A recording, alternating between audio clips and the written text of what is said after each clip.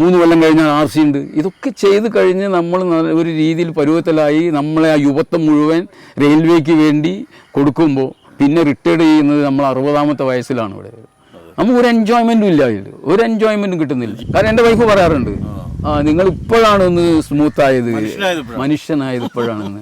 മാഷ് പറഞ്ഞു നിങ്ങളെ വണ്ടിയിൽ ഒരു കാലിൻ്റെ കഷ്ണം ഉണ്ടെന്ന് പറഞ്ഞു. അയാളുടെ ജീവൻ പോകാൻ വേണ്ടി അയാൾ നമ്മളെ ഉപയോഗിച്ചു. അയാൾ തീർന്നു. പക്ഷേ ജീവിതകാലം മുഴുവൻ ഷോക്ക് നമുക്കാണ്. ഫാമിലി ആയിട്ട് ഒരു അറ്റാച്ച്മെൻറ്റോ നല്ലൊരു ഫംഗ്ഷൻ അറ്റൻഡ് ചെയ്യാനോ ഒരു മാരേജിനോ നമുക്ക് പോകാൻ പറ്റാത്തത് വലിയൊരു സങ്കടമാണ് ഞങ്ങളെ സംബന്ധിച്ചിടത്തോളം. മനുഷ്യരെ ഇടിക്കുന്ന അനുഭവങ്ങൾ ഉണ്ടായിട്ടുണ്ട് ഒരുപാട്. അതിപ്പം എനിക്ക് ഒരു 6 കേസുകൾ, എനിക്ക് 6 കേസ് എൻ്റെ ഈ സർവീസിൽ ഉണ്ടായിട്ടുണ്ട്. സൂയിസൈഡ് ഒന്ന് മാത്രമേ ആക്സിഡൻറ്റ് ഉണ്ടായിരുന്നു. ആക്സിഡൻറ്റിൽ എന്ന് പറയുന്നത് അത് ഇവിടെ വെച്ചിട്ടാണ്, പയ്യന്നൂർ വെച്ചിട്ടാണ് ആക്സിഡൻറ്റ്. ഞാനല്ല എൻജിൻ മാത്രം പോവുകയാണ്. അതായത് സ്പീഡിൽ ഏകദേശം 95 കിലോമീറ്റർ സ്പീഡിലാണ് ഞാൻ ഓടുന്നത്. 100 കിലോമീറ്റർ ഓടുന്ന ഒരു വണ്ടിയാണ്. അപ്പം ഞാൻ എൻജിനായി മാത്രമേ ഉള്ളൂ. അപ്പം നമ്മളെ പയ്യന്നൂർ 2 ഗേറ്റ് ഉണ്ട്. ആ ഗേറ്റിൽ നിന്ന് ഒരു ശനിയാഴ്ച ദിവസം ഒരു സ്ത്രീ പാവം ഏതോ ഒരു കമ്പനി ജോലി ചെയ്ത് കഴിഞ്ഞ് ഇങ്ങനെ എന്തോ ആലോചിച്ചുകൊണ്ട് വരികയാണ് അവർ. ഡേ ടൈം വൈകുന്നേരം, ഏകദേശം വൈകുന്നേരം ഒരു 5 മണി വരും. ഞാൻ ഹോർൺ അടിക്കുന്നുണ്ട്, 2 കൈയും ഹോർൺ അടിക്കുന്നുണ്ട്. 2 കൈയും അറിയാതെ വെക്കുകയാണ് നമ്മൾ ബേജാറായിട്ട്. അയ്യോ എന്ന് പറയുന്നുണ്ട്. പക്ഷേ കയ്യിൽ സ്പീഡുണ്ട്. ആ സ്ത്രീനെ അടിച്ചിട്ടാണ് ഞാൻ പോകുന്നത്. അത് നേരെ അവിടെ ഗേറ്റ്മാൻ്റെ അടുത്ത് വീഴാണ് ആ സ്ത്രീ തെറിച്ചു വീഴുന്നത്. അടുത്ത സ്റ്റേഷനിൽ പോയിട്ടാണ് ഞാൻ റിപ്പോർട്ട് ചെയ്യുന്നത്. ഞങ്ങൾ റിപ്പോർട്ട് ചെയ്യണം, അല്ലെങ്കിൽ ഇമ്മീഡിയറ്റ്ലി നിർത്താൻ കഴിയുകയാണെങ്കിൽ പറഞ്ഞാൽ 95 കിലോമീറ്റർ സ്പീഡ് നിർത്താൻ കഴിയില്ല. അടുത്ത സ്റ്റേഷനിൽ പോയിട്ട് അതെ. അപ്പോൾ അടുത്ത സ്റ്റേഷനിൽ പോയിട്ട് ഇങ്ങനെ റൺ ഓവർ ഉണ്ടായിട്ടുണ്ട്, ലേഡിയാണ്, അബൌട്ട് 50 years ഉണ്ടാവും എന്ന് പറഞ്ഞ് നമ്മൾ കൊടുക്കും. എന്തിനാ വെച്ചാൽ അതൊരു സൗകര്യമാണ്. പോലീസ് സ്റ്റേഷനിലേക്കൊക്കെ പോകുമ്പോൾ അത് ആരും അടിച്ചു പോകുന്നതല്ലല്ലോ, അത് ആക്സിഡൻറ്റിൽ സംഭവിച്ചാണ്. വ്യത്യാസമുണ്ട്, ക്രൈമിന് വ്യത്യാസമുണ്ട്. അപ്പോൾ അത് നമ്മൾ അങ്ങനെ അവിടെ റിപ്പോർട്ട് ചെയ്തിട്ടാണ് പിന്നെ വണ്ടി സ്റ്റാർട്ട് ചെയ്യുന്നത്. അങ്ങനെ ചെയ്യുക സാധാരണ. അതാണ് കഴിഞ്ഞതിന് ശേഷം എനിക്ക് വെച്ച് തന്ന അനവധി ആൾക്കാരുണ്ട്.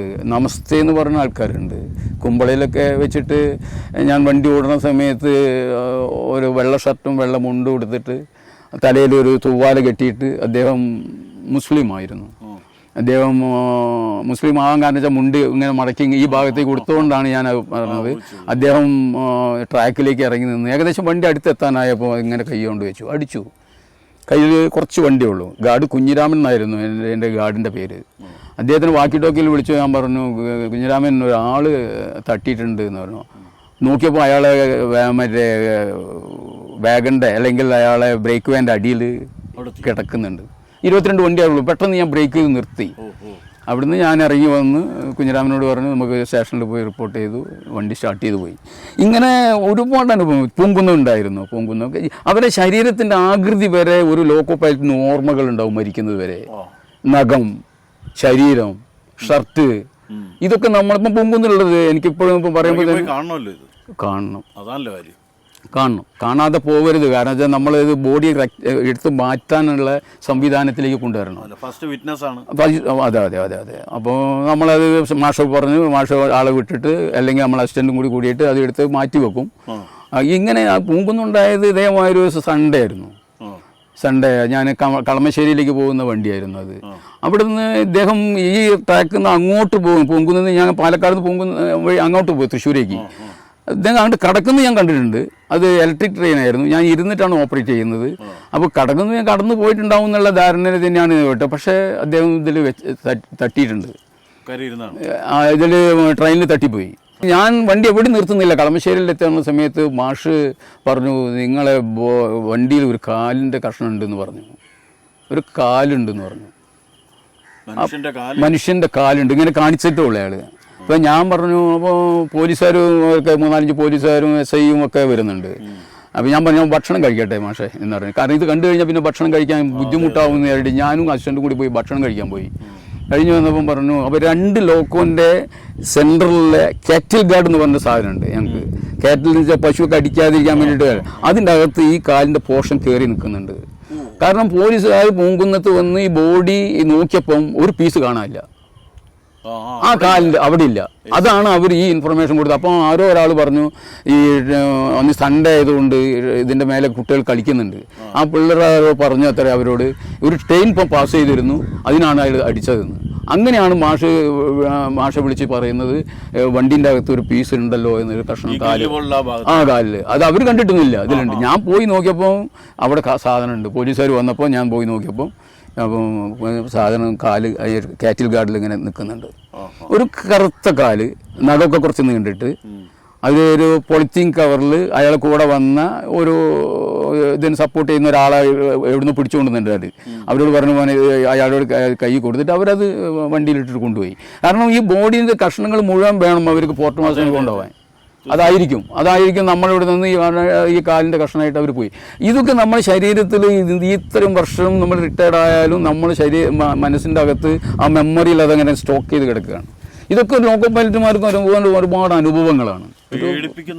അതെ. അയ്യോ എന്ന് പറയുന്നുണ്ടെങ്കിലും നമുക്ക് അയ്യോ എന്ന് പറയാനേ കഴിയുള്ളൂ. കാരണം കയ്യിൽ അത്രയും സ്പീഡ് കയ്യിലുണ്ട്, ഒന്നും ചെയ്യാൻ കഴിയില്ല. അത് മനസ്സിനെ വല്ലാതെ നമ്മളെങ്ങനെ മാനസികമായിട്ട് കുറച്ച് നമ്മൾ അറിഞ്ഞുകൊണ്ട് അല്ലെങ്കിൽ നമ്മൾ മനഃപൂർവ്വം അല്ലെങ്കിൽ നമ്മൾ കാരണക്കാരനാണ് അല്ലെങ്കിൽ നമ്മളെ അയാൾ ഉപയോഗിച്ചു. അതാണ് കറക്റ്റ്. അതാണ് ശരിക്കും അയാളുടെ ജീവൻ പോകാൻ വേണ്ടി അയാൾ നമ്മളെ ഉപയോഗിച്ചു. അയാൾ തീർന്നു. പക്ഷേ ജീവിതകാലം മുഴുവൻ ഷോക്ക് നമുക്കാണ്. നിങ്ങൾ പറയുമ്പോൾ ആ ഫിഗറൊക്കെ ഓർമ്മ വരികയാണ്. അദ്ദേഹത്തിൻ്റെ ഷർട്ടിൻ്റെ കൈ ഇവിടെയാണ് വെള്ള ഷർട്ട് മടക്കി വെച്ചിരിക്കുന്നത് അടയാളങ്ങൾ. ഈ ചെറിയൊരു കുറിയ മനുഷ്യൻ, കറുത്തിട്ട്, മുടി തലയിൽ കുറച്ച് കുറവാണ്, കാലിൻ്റെ നഖത്തിൻ്റെ മുണ്ടെടുത്തിരിക്കുന്നു. ഇതൊക്കെ ആ ഫിഗർ നമ്മൾ ശരീരത്തിൽ നിന്ന് പോകുന്നില്ല, മെമ്മറിയിൽ നിന്ന് പോകുന്നില്ല. ഇങ്ങനെ ഒരു 6 കേസുകൾ നമ്മുടെ ബോഡിയിൽ ഇങ്ങനെ ഇരുന്ന് കളിക്കുന്നുണ്ട്. പിന്നീട് മാത്രമല്ല അടുത്ത ദിവസം നമ്മളവരുടെ ഫാമിലി ബാക്ക്ഗ്രൗണ്ടും അതാണ് അവിടെയാണ് നിങ്ങൾ പറഞ്ഞത് അതിൻ്റെ ശരി. ഒരാൾ എന്തെങ്കിലും സംഭവിച്ചു കഴിഞ്ഞാൽ ഫാമിലി സഫർ ചെയ്യുന്നതുണ്ടല്ലോ, അത് നമ്മൾ വല്ലാതെ ഏണിംഗ് പേഴ്സൺ അതായിരിക്കും. കുടുംബം മൊത്തം അനാഥമാവുന്നതിന് നമ്മൾ കാരണമായി എന്ന് പറയും. നമുക്കൊന്ന് നിസ്സഹായനാണ് ഞാൻ. ഒന്നും ചെയ്യാൻ കഴിയില്ല. ലോക്കോ പൈലറ്റിന് ഒന്നും ചെയ്യാൻ കഴിയില്ല. ചവിട്ടി നിർത്താൻ പറ്റിയ സാധനം അല്ല. അപ്പോൾ അങ്ങനത്തെ ഒരു സംവിധാനത്തിൽ ആ ഒരു ഇതിലായിരുന്നു നമ്മളെ ജീവിത രീതി ഇത്ര കാലം പോയി. പക്ഷേ ഫാമിലി ആയിട്ട് ഒരു അറ്റാച്ച്മെൻറ്റോ നല്ലൊരു ഫംഗ്ഷൻ അറ്റൻഡ് ചെയ്യാനോ ഒരു മാരേജിനോ നമുക്ക് പോകാൻ പറ്റാത്തത് വലിയൊരു സങ്കടമാണ് ഞങ്ങളെ സംബന്ധിച്ചോളം. കാരണം 24 മണിക്കൂർ ഞങ്ങൾക്ക് റെസ്റ്റ് ഇല്ല എന്നുള്ളതാണ്. കാരണം ഞങ്ങൾ ഇത് രാത്രി 12 മണിക്ക് സൈൻ ഓഫ് ചെയ്ത് കഴിഞ്ഞാൽ പീരിയോഡിക്കൽ റെസ്റ്റ് എന്നാണ് പറയുക. ഈ പീരിയോഡിക്കൽ റെസ്റ്റ് നമുക്ക് ഒരു 36 മണിക്കൂർ എന്ന് പറയുമ്പോഴേക്ക് അത് വീട്ടിൽ വന്ന് വരുമ്പോഴേക്ക് നമ്മൾ എല്ലാവരും കാലിക്കറ്റ് ആയിരിക്കില്ല. കാലിക്കറ്റ് ഞാൻ വള്ളിക്കുന്ന് വരണം, എനിക്ക് വേറെ ട്രെയിൻ പിടിച്ച് വരണം. ചില ആൾക്കാർ ഷൊർണൂരായിരിക്കും, ചിലപ്പോൾ പട്ടാമ്പി ആയിരിക്കും. അവർ വീട്ടിൽ വരുമ്പോഴേക്ക് ഏകദേശം 1.5 മണിക്കൂർ അത് കഴിയും. പിന്നെ വീട്ടിൽ പർച്ചേസിങ് ഒക്കെ കഴിഞ്ഞ് അടുത്ത വണ്ടി പോകുമ്പോൾ അതേ രാത്രി ആയിരിക്കും നമ്മൾ വിളിക്കുന്നത്. ഒക്കെ രാത്രിയിലാണ് അധികം നമുക്ക് വരിക. അടുത്ത വിളി രാത്രിയിലാണ് വരിക. 6 നൈറ്റൊക്കെ ഞാൻ ഒന്നിച്ചെടുത്തിട്ടുണ്ട്. 6 നൈറ്റ്. ഈ 6 നൈറ്റ് എടുക്കുമ്പോഴേക്കും നമ്മൾ ശരിക്കും ഒരു എക്സെൻട്രിക് ടൈപ്പിലേക്ക് കിടക്കുകയാണ്. അപ്പം അത് വീട്ടിൽ പ്രഷർ വരികയാണ്. ഭാര്യനോടും മക്കളോടും നമുക്ക് നന്നായിട്ട് സ്നേഹിച്ച് വർത്താനം പറയാൻ കഴിയില്ല. കാരണം നമ്മളൊരു പ്രഷർ അടിച്ച് നിൽക്കുക. ചെറിയൊരു പ്രാന്തന്റെ ലുക്കായിരിക്കും. ഇല്ല. കാരണം എൻ്റെ വൈഫ് പറയാറുണ്ട്, നിങ്ങൾ ഇപ്പോഴാണ് ഒന്ന് സ്മൂത്ത് ആയത്, മനുഷ്യനായത് ഇപ്പോഴാണെന്ന്. അതാണ് പറയാറ്. കാരണം ശരിയാണ്. കാരണം എനിക്ക് പ്രോപ്പർ റെസ്റ്റ് ഇപ്പോൾ കിട്ടുന്നുണ്ടല്ലോ. അന്ന് പ്രോപ്പർ റെസ്റ്റ് ഇല്ല നമുക്ക്. PR ചോദിച്ചാൽ റെസ്റ്റ് ചോദിച്ചാൽ ഇല്ല, ഇന്ന് വണ്ടി പോയിട്ട് വരുമെന്ന് പറയും. പിന്നെ 96 അവേഴ്സാണ്. ഞങ്ങൾ ഹെഡ് ക്വാർട്ടർ വിട്ട് കഴിഞ്ഞാൽ 96 മണിക്കൂർ ഞങ്ങൾ പുറത്താണ്. 96 മണിക്കൂർ ഞങ്ങൾ മംഗലാപുരം, കങ്കനാടിയും പെരമ്പൂരും ആയിട്ട് 96 ആയി കഴിഞ്ഞാൽ നമ്മൾ റിപ്പോർട്ട് കൊടുക്കണം. ഞങ്ങൾക്ക് 96 അവേഴ്സായി ഹെഡ് ക്വാർട്ടർ വിട്ടിട്ട്, please return to headquarter എന്നും പറഞ്ഞിട്ട് നമ്മൾ കൊടുക്കണം. അപ്പോഴവർ പറയും ഒരു വണ്ടി പോയിട്ട് വരാൻ പറയും. അപ്പോഴാണ് നമുക്ക് അപ്പോഴും പ്രഷർ വരികയാണ്. ഈ പ്രഷറൊക്കെ താങ്ങിയിട്ടാണ് നമ്മൾ ഈ സൈൻ ഓഫ് ചെയ്യാൻ നമ്മൾ വീട്ടിലെത്തുന്നത്, മറ്റേ ഓഫീസിലെത്തുന്നത്. അവിടെ നമ്മൾ വണ്ടി ചാർജ് എടുക്കണതിന് മുന്നേ തന്നെ പല കാര്യങ്ങളും ഉണ്ട്. നമുക്ക് കണ്ണട ഉണ്ടെങ്കിൽ കണ്ണട നോക്കണം. കണ്ണട 2 സെറ്റ് കണ്ണട നമുക്ക് വേണം. അതവിടെ കാണിക്കണം, സ്പെക്ടാക്കിൾ കാണിക്കണം. കാരണം ഒന്ന് നമ്മൾ റണ്ണിങ്ങിൽ വീണ് പോയാൽ ഒരു കണ്ണട വേറെ വേണം.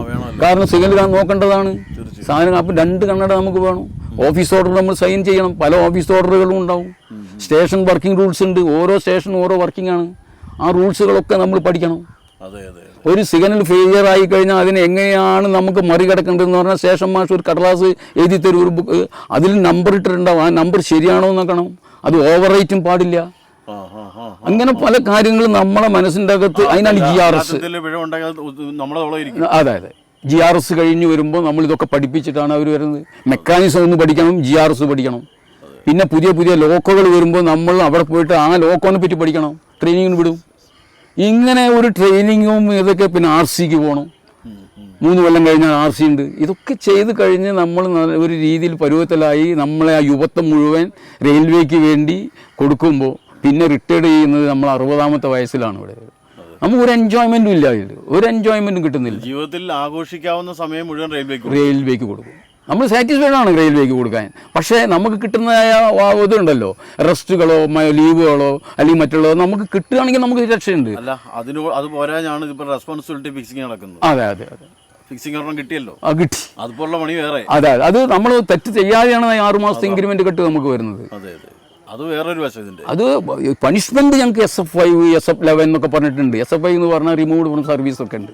SF11 എന്ന് പറഞ്ഞാൽ ഒരു ചെറിയൊരു പണിഷ്മെന്റ് എന്ന് പറഞ്ഞാൽ 3 കൊല്ലത്തെ മറ്റേ ഇൻക്രിമെന്റ് കെട്ട്, 3 കൊല്ലത്തെ ഇൻക്രിമെന്റ് കെട്ട്, അല്ലെങ്കിൽ നമുക്ക് എന്ത് ചോദിച്ചാൽ നിങ്ങളെ ബേസിക് പേ താഴോട്ട് കൊണ്ടുവരിക. ഇപ്പം നമ്മളത് ബേസിക് പേ എന്ന് പറഞ്ഞാൽ ഇപ്പോൾ 40,000 രൂപ ബേസിക് ആണെന്ന് പറഞ്ഞാൽ അവന് 35 കൊണ്ടുവരും. അപ്പോഴേക്കും നമ്മളെ പ്ലാൻ മുഴുവൻ തെറ്റി.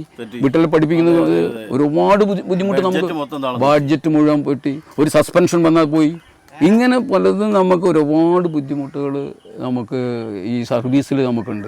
എങ്കിലും നമ്മൾ വർക്ക് ചെയ്യാൻ നമ്മളെല്ലാവരും എല്ലാ ലോക്കോ പൈലറ്റും റെഡിയാണ്. വണ്ടി ഓരോരോ സ്റ്റേഷനിൽ എത്തുമ്പോഴും നമ്മൾ സിഗ്നലിലൊക്കെ വരുന്ന സമയത്തൊക്കെ വളരെ ഒരു എക്സ്പ്രസ് ട്രെയിൻ ഓടുമ്പോൾ 110 ഓടുന്ന വണ്ടി എത്ര കിലോമീറ്റർ ഡേഞ്ചർ ആസ്പെക്ട് കാണുമ്പോൾ നിർത്തണം എന്നുള്ള ആ സമയത്ത് നമ്മളെ പ്രഷർ കൂടുകയാണ്.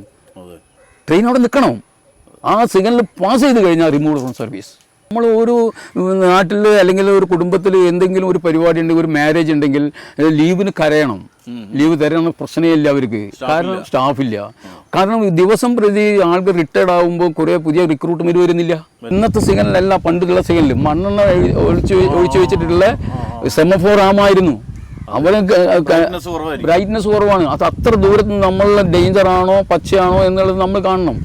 ഈ പ്രൊസീഡ് ആസ്പെക്റ്റോ അല്ലെങ്കിൽ ഡേഞ്ചർ ആസ്പെക്റ്റോ അല്ലെങ്കിൽ യെല്ലോ അല്ലെങ്കിൽ ഡേഞ്ചർ കാണണമെങ്കിൽ നമ്മൾ കണ്ണ് അത്ര സൈറ്റ് വേണം.